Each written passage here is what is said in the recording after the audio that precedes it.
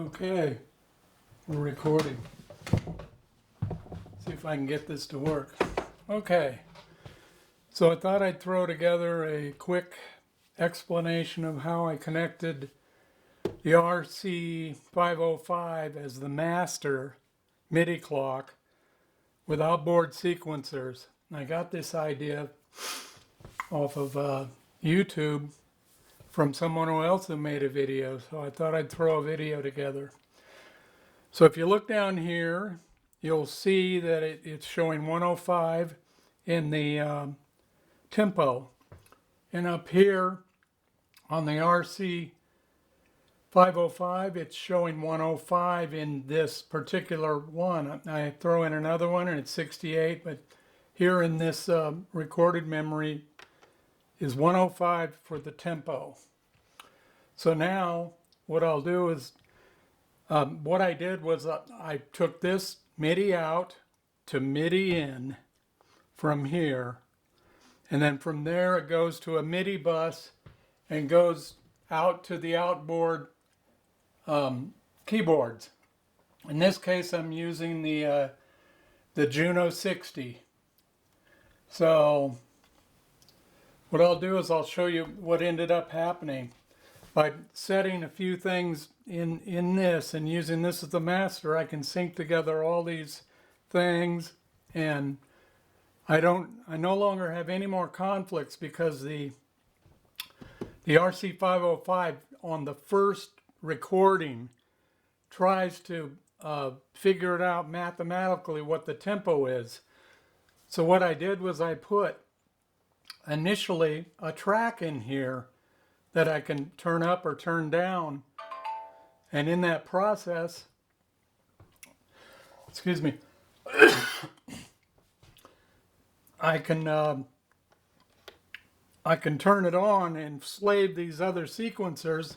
Like over here in the Juno 60, there's a sequencer that's going to come on and a drum machine that's going to be fired from this sequencer in the BeatStep Pro.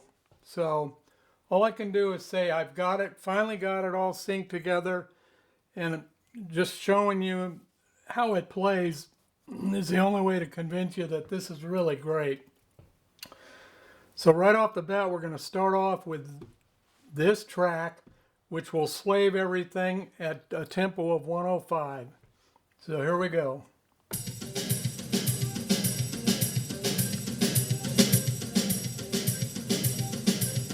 I have everything running through the Helix. So what you're hearing here are the actual live drum machine and keyboard.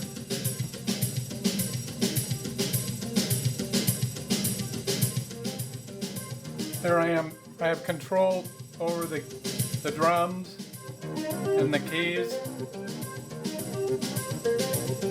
And over here I can turn down the volume and it's gone. And here are the tracks in sync at 105.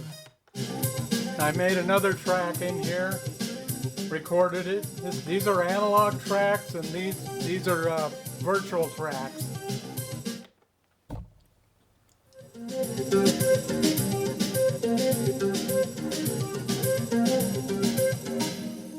As you can see, the start and stop controls everything. Now here's another thing I wanted to show you. Over here in the BeatStep Pro, there's a little light on it, says it's being controlled by the MIDI clock in this. And as soon as I hit stop, it jumps to internal. So now if I play from here, now the BeatStep Pro is controlling this sequencer over here. Okay, so watch this.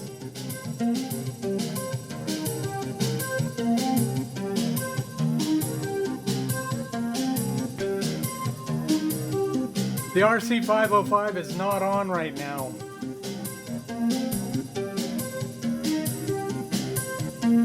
I have control over the sequence and the outboard gear internally from the Pro. Now watch what happens if I shut it off. And now I turn it back on over here. With these faders are down, So what you're going to hear right off the bat are the virtual tracks from the BeatStep Pro. And you'll notice the tempo jumped right back up to the original 105. Now to prove it, we'll turn this down.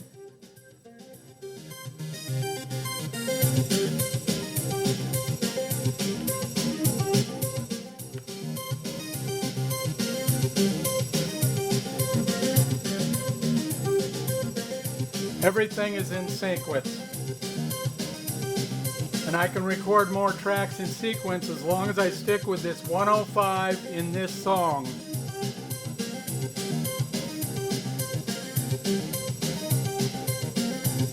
That's it. That's all she wrote.